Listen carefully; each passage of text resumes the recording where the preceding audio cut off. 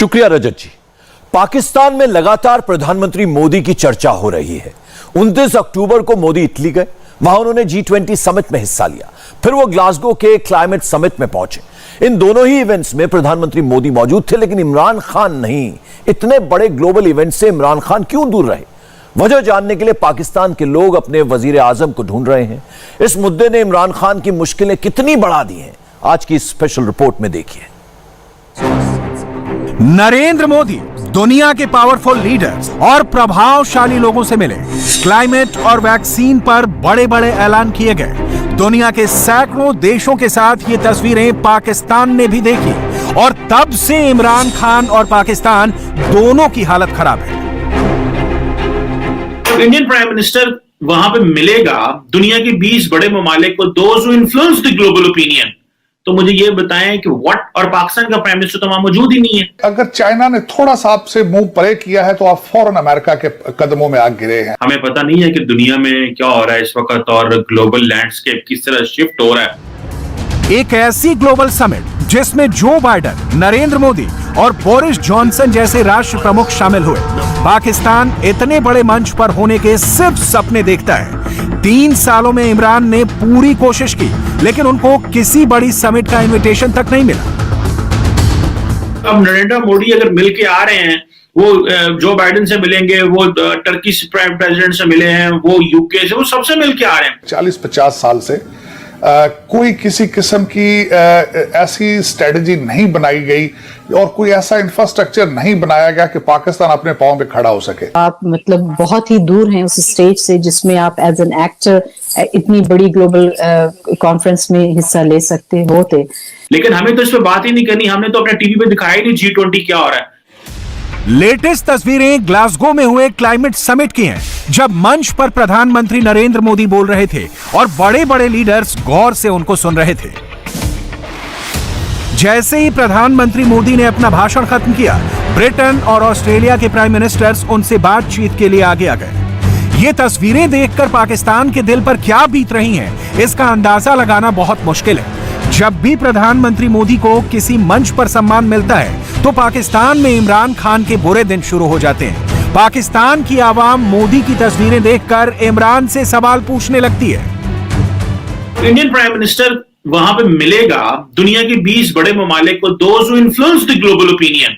तो मुझे ये बताएं कि व्हाट, और पाकिस्तान का प्राइम मिनिस्टर तो वहां मौजूद ही नहीं है। हम लोग तो उन लोगों से मिलते ही नहीं है। मुझे बताएं ना, पिछले 3 साल प्लस ईयर्स हो चुके हैं, पाकिस्तान के प्राइम मिनिस्टर किन ग्लोबल लीडर से मिले हैं? अमेरिका से तो हमारी मुलाकात नहीं होती। चीन चलो ठीक है, हमारे साथ वो है कि हमारे एक्सेसिबल है। बाकी कौन सा लीडर एक यूरोपियन हमारे लिए एक्सेसिबल, और हम कहां जा सकते हैं? हमारे लिए बहुत बड़े चैलेंज बना दिए हमारी लीडरशिप ने। कहने के लिए ये क्लाइमेट समिट है, लेकिन यहां प्रधानमंत्री मोदी से कई बड़ी शख्सियतों ने मुलाकात की। इजराइल के प्राइम मिनिस्टर, जापान के प्रधानमंत्री और माइक्रोसॉफ्ट के को फाउंडर बिल गेट्स भी मोदी के साथ दिखे। कई मुद्दों पर बात हुई और सबने माना कि प्रधानमंत्री मोदी की राय और मदद की दुनिया को जरूरत है। ग्लोबल लेवल पर इंडिया लीड कर रहा है, लेकिन पाकिस्तान तो लाइन में भी नजर नहीं आ रहा। ग्लोबल समिट जैसी बातें इमरान खान के लिए किसी किस्से कहानियों जैसी हैं। अभी तो आप मतलब बहुत ही दूर हैं उस स्टेज से जिसमें आप एज एन एक्टर इतनी बड़ी ग्लोबल कॉन्फ्रेंस में हिस्सा ले सकते होते। मसला ये है कि जिस मुल्क में ऐसे मसाइल खड़े होंगे हर दिन के, वहां पे आप क्या इससे तवक्को करती हैं? आप ये देखिए कि पाकिस्तान तो वो GSP प्लस स्टेटस अपना बहाल करने के ही उसे लाले पड़े में एक तरफ, और उसके वजूहात और मुहर्रिकात आपके सामने है। प्राइम मिनिस्टर इमरान खान जो है वो ग्लासगो नहीं जा रहे। बड़ी हैरानगी की बात है। मैंने सारा देखा, सर्च किया कि वैसे तो पाकिस्तान बड़ी बात करता है कि हमें जाना चाहिए, हमें एनवायरनमेंट के ऊपर काम करना चाहिए, लेकिन सारी दुनिया के जो लीडरान हैं वो इकट्ठे हो रहे हैं उधर ग्लासगो में, और हम जो है हम वहां पे जा ही नहीं रहे। इसका क्या इम्पैक्ट हो सकता है? क्या पाकिस्तान जो है वो ग्लोबली डिस्कनेक्ट हो रहा है? इमरान खान साहब की जो सरकार है वो क्यों इंटरनेशनल कम्युनिटी के जो इनिशिएटिव्स हैं उसमें रोल प्ले नहीं कर पा रही? G20 से लेकर ग्लासगो तक प्रधानमंत्री मोदी ने वर्ल्ड के लिए इंडिया का विजन प्रेजेंट किया। वायरस फ्री दुनिया के लिए मेड इन इंडिया वैक्सीन की अहमियत बताई। मोदी की लीडरशिप ने इंडिया ने दुनिया के नेक्स्ट मैन्युफैक्चरिंग हब बनने का रास्ता तैयार किया है। दुनिया की सुपर पावर भी इंडिया के साथ मिलकर फ्यूचर प्लानिंग कर रही है। भविष्य की बात छोड़िए, पाकिस्तान को तो अपना वर्तमान भी एकदम डार्क दिखाई दे रहा है। फैटफ की ग्रे लिस्ट का मैं जो सबसे ज्यादा नुकसान होता है वो फॉरेन इन्वेस्टमेंट में होता है कि आप फॉरेन इन्वेस्टमेंट आपकी आना बंद हो जाती है। आप लोगों की बड़ी ऑर्गेनाइजेशंस वो इसको एज ए रेड फ्लैग लेती हैं। बल्कि आप यहां तक अंदाजा लगाएं कि टर्की के ग्रे लिस्ट में जाने में अभी तकरीबन हफ्ता लगा है, लेकिन वहां पे लीरा जो उनकी करेंसी है वो डिवैल्यू होना शुरू हो चुकी है। वहां पे इस वक्त इन्फ्लेशन रेट जो है 20% तक बढ़ चुका है। और ये फॉरेन, और आपको खासकर पाकिस्तान के हवाले से जब मैं इस पे रिसर्च कर रहा था तो उसमें नजर आ रहा था कि पाकिस्तान को IMF, वर्ल्ड बैंक और दूसरी इंटरनेशनल ऑर्गेनाइजेशंस की तरफ से फंडिंग जारी करने के लिए मुश्किलात शुरू हो जाती हैं। वहां पे अब नरेंद्र मोदी अगर मिल के आ रहे हैं, वो जो बाइडेन से मिलेंगे, वो टर्की प्रेसिडेंट से मिले हैं, वो UK से, वो सबसे मिल के आ रहे हैं और वो वहां पे प्लेज करके आ रहे हैं, मैं जनाब 5 बिलियन डोजेस जो है हम दुनिया को देने को तैयार हैं बाय 2022। अगले साल वो कहते हैं 5 बिलियन डोजेस ले लें हमसे।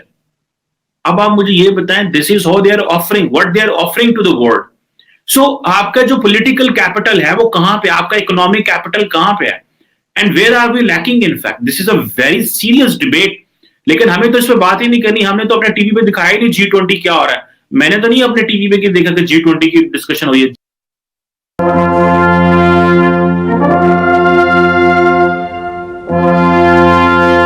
प्रधानमंत्री मोदी का रोम से लेकर ग्लासगो तक जबरदस्त स्वागत हुआ। ये तस्वीरें पाकिस्तान के लिए नाकाबिले बर्दाश्त हैं। इमरान को ऐसा स्वागत कभी चीन में भी नहीं मिला, जबकि जिनपिंग की हर बात इमरान बिना सुने और समझे ही मान लेते हैं। पाकिस्तान के लोगों ने जब मोदी को मिले ग्रैंड वेलकम की वजह पूछी तो एक्सपर्ट्स ने आंकड़ों की तरफ इशारा किया। सितंबर 2021 में पाकिस्तान का फॉरेन रिजर्व $17 बिलियन था, जबकि इसी वक्त इंडिया का फॉरेन रिजर्व $637 बिलियन था।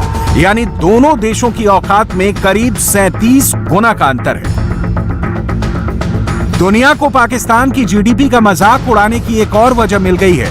ये ऐसा एग्जाम्पल है जिसके आंकड़े देखकर तो पाकिस्तानियों का सिर शर्म से झुक जाएगा। इतनी परेशानी वाली बात है और खुशी भी होनी चाहिए कि अमेरिका का एक बिजनेसमैन एलन मस्क, जो बेसिकली चीफ एग्जीक्यूटिव, एक एंटरप्रेन्योर है, बिजनेस मैग्नेट है, माजर चाहता हूं, और ये बंदा जो है एक CEO, एक चीफ इंजीनियर है एट स्पेस एक्स पे, और इसने बेसिकली एक ये जो आर्किटेक्ट है टेस्ला का, और इस बंदे की जो नेट वर्थ है वो मोर देन पाकिस्तान GDP है।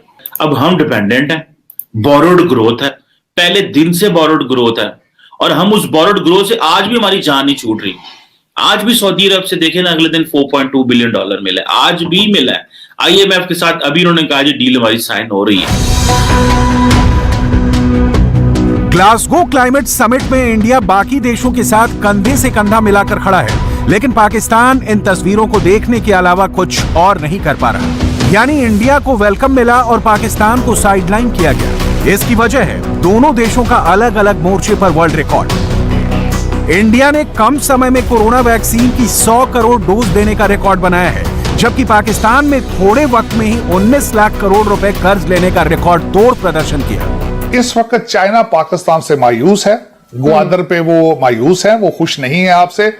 उसके बाद धासू डैम का प्रोजेक्ट बंद हो चुका है, आपसे वो $39 मिलियन मांग रहे हैं। उसके बाद ये है कि अगर चाइना ने थोड़ा सा आपसे मुंह परे किया है तो आप फौरन अमेरिका के कदमों में आ गिरे हैं। अब मैं उसकी तफसील बताता हूं जी। हालात ये हैं कि पिछले 1 महीने के अंदर आपके 3 फेडरल मिनिस्टर अमेरिका आए। वो 3 मिनिस्टर कौन थे? असद उमर साहब थे, शौकत तरीन साहब थे, कुरैशी साहब थे। बिल्कुल। IMF के सामने उन्होंने हर चीज साइन की जो IMF ने उनके सामने रखी। क्लाइमेट पर इमरान खान ने आसमानी दावे किए हैं, इसके बावजूद उन्हें क्लाइमेट समिट में एक भी शब्द बोलने का मौका नहीं मिला। इमरान खान ने पाकिस्तान में 10 billion tree tsunami project launch किया था, जिसमें सिर्फ 5 साल में 1000 करोड़ पेड़ लगाने का दावा किया गया। इसके बाद भी इमरान को ग्लासगो में एंट्री तक नहीं मिली। पाकिस्तान की माने तो ये उनके वजीर आजम की सरासर बेइज्जती है। अमेरिका के सदर जो बाइडेन ने क्लाइमेट चेंज कॉन्फ्रेंस बुलाई, ठीक है जी, और वो क्लाइमेट चेंज कॉन्फ्रेंस ही मेरा ख्याल है अप्रैल में थी, और उन्होंने हमें बुलाया ही ना।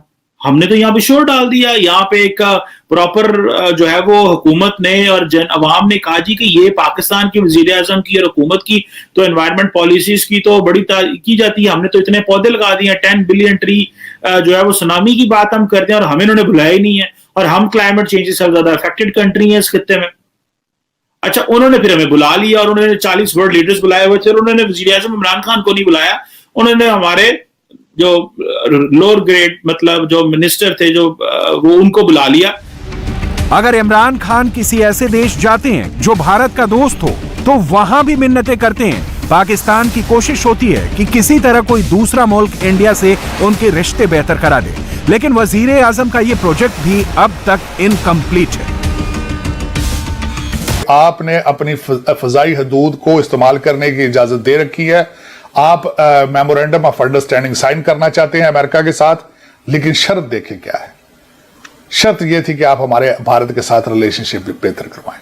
आपकी डेस्परेशन, आपकी मायूसी की इंतहा देखें आप, कि आप एक तरफ से पैसों के लिए भी आपके हाथ आगे आपकी झोली करके बैठे हैं, और दूसरी तरफ डिफेंस के भी तरफ से आप मिन्नतें तरले कर रहे हैं कि हमें इंडिया से बचाओ। इंटरनेशनल मीडिया में प्रधानमंत्री मोदी की तस्वीरें देख देखकर पाकिस्तानी परेशान हैं। पाकिस्तान के वजीर आजम ने इसका जवाब ढूंढने के लिए अपनी टीम को भी लगाया। काफी मेहनत के बाद उन्हें ग्लोबल लेवल पर इमरान की गैर मौजूदगी का जवाब मिला। वर्ल्ड बैंक के मुताबिक दुनिया भर में एक्सपोर्ट्स के मामले में पाकिस्तान की रैंकिंग 65वें नंबर पर है। इसका मतलब यह है कि पिछले 74 सालों में पाकिस्तान ने सिर्फ आतंकियों की फैक्ट्रियां लगाई हैं। इसलिए ना तो पाकिस्तान में कुछ बनता है और ना ही एक्सपोर्ट किया जाता है। आज भी इंडिया और चाइना जो हैं वो सब ज्यादा एमिशन कर रहे हैं। एमिशंस का मतलब होता है इट मींस कि आपकी इंडस्ट्री चल रही है। पाकिस्तानी बड़े अच्छा, हमें पता नहीं चलता कि हमने पॉजिटिव चीज कौन सी और नेगेटिव चीज हमारे लिए कौन सी है। कहते जी हम बिल्कुल कार्बन एमिशंस नहीं कर रहे, हम तो बहुत अच्छे मुल्क हैं। That means there is no business here.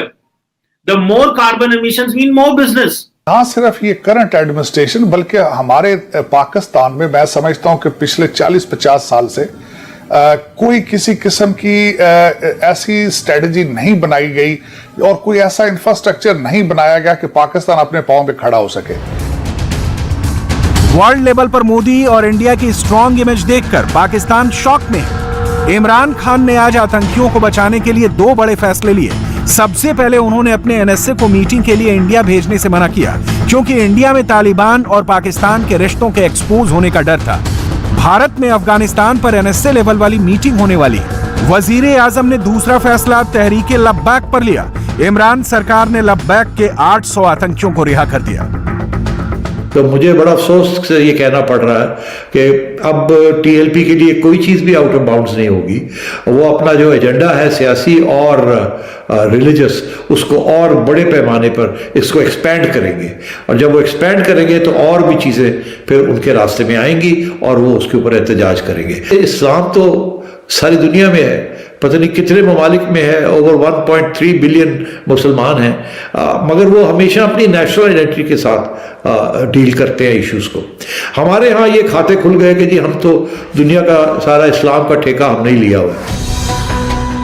प्रधानमंत्री मोदी और इंडिया की पॉपुलैरिटी पूरी दुनिया में ट्रेंड कर रही है। मोदी हमेशा इंडिया को प्रोजेक्ट करते हैं, जबकि पाकिस्तान इस मुकाबले में दूर दूर तक नजर नहीं आता। इंडिया टीवी हर वक्त हर जगह डाउनलोड करने के लिए सर्च करें India TV news Google play store या ऐप स्टोर पर।